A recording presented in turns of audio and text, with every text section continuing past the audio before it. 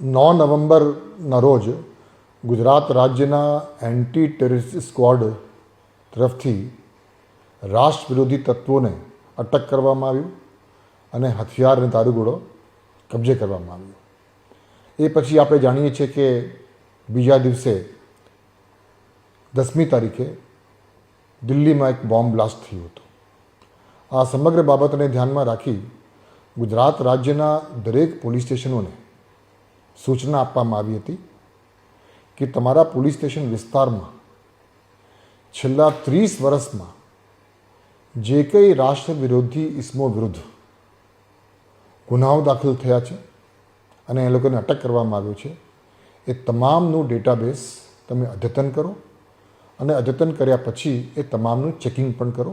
હાલ આ લોકોની શું પ્રવૃત્તિ છે, શું કરી રહ્યા છે અને એ અંગેની એક ડોસિયર પણ બનાવવા માટે સૂચના આપવામાં આવી હતી. અને આ પ્રક્રિયા ગુજરાત રાજ્યના દરેક પોલીસ સ્ટેશન તરફથી હાથ ધરવામાં આવ્યું.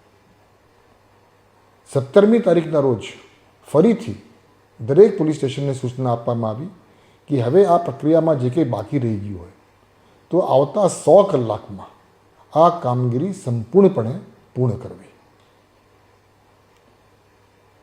આ ચેકિંગ દરમિયાન છેલ્લા 30 વર્ષમાં જે રાષ્ટ્ર વિરોધી તત્વો વિરુદ્ધ ગુનાઓ દાખલ થયા છે, ખાસ કરીને ગેરકાયદેસર હથિયાર, ફેક ઇન્ડિયન કરન્સીઝ, NDPSના કેફી દ્રવ્યોના જે કેસો થયા હોય, એક્સપ્લોઝિવ્સ એક્ટના કેસો થયા હોય, પેટ્રોલિયમ એક્ટના કેસો થયા હોય, ટાડા થયા હોય, પોટા થયા હોય, એવા તમામ ગુનેગારોને ચેક કરવા માટેની સૂચના આપવામાં આવી હતી અને ડેટા અપડેટ કરવા માટે જે સૂચના આપવામાં આવી હતી. એટલે ગુજરાત રાજ્યના દરેક પોલીસ સ્ટેશનમાં જે ડેટા અપડેટ કરવામાં આવ્યું એમાં કુલ 31,834 ઇસમોને આઈડેન્ટિફાઈ કરવામાં આવ્યું.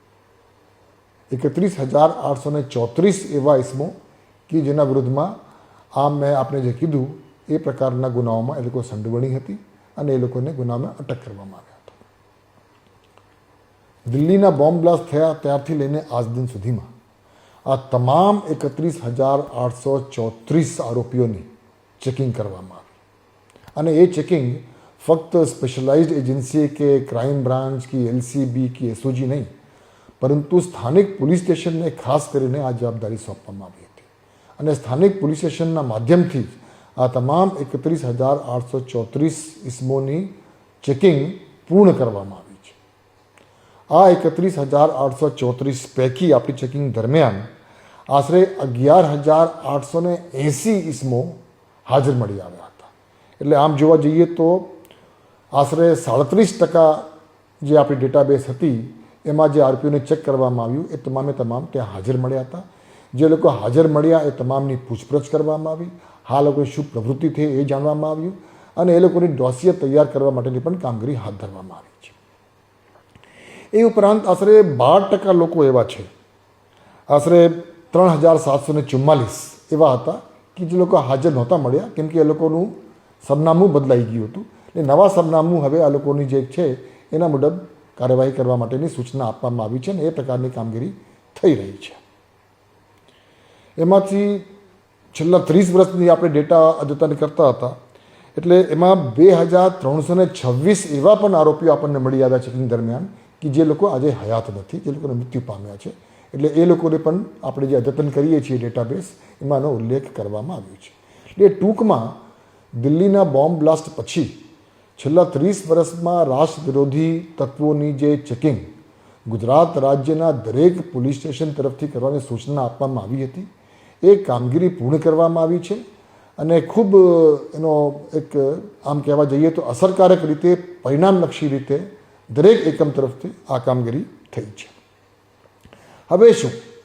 એટલે હવે આવતા દિવસોમાં આ ચેકિંગ દરમિયાન જે ઇસમો, જે વ્યક્તિઓના વિરુદ્ધમાં ગુના દાખલ થયા છે અને જે હાજર નહોતા મળ્યા અમુક કારણોસર, રાજ્યના સરનામું બદલાઈ ગયા હોય અથવા રાજ્ય બહારના પણ છે, એમાં આશરે 14% એવા છે જે રાજ્ય બહારમાં એનો અત્યારે હાલ રહી રહ્યા છે.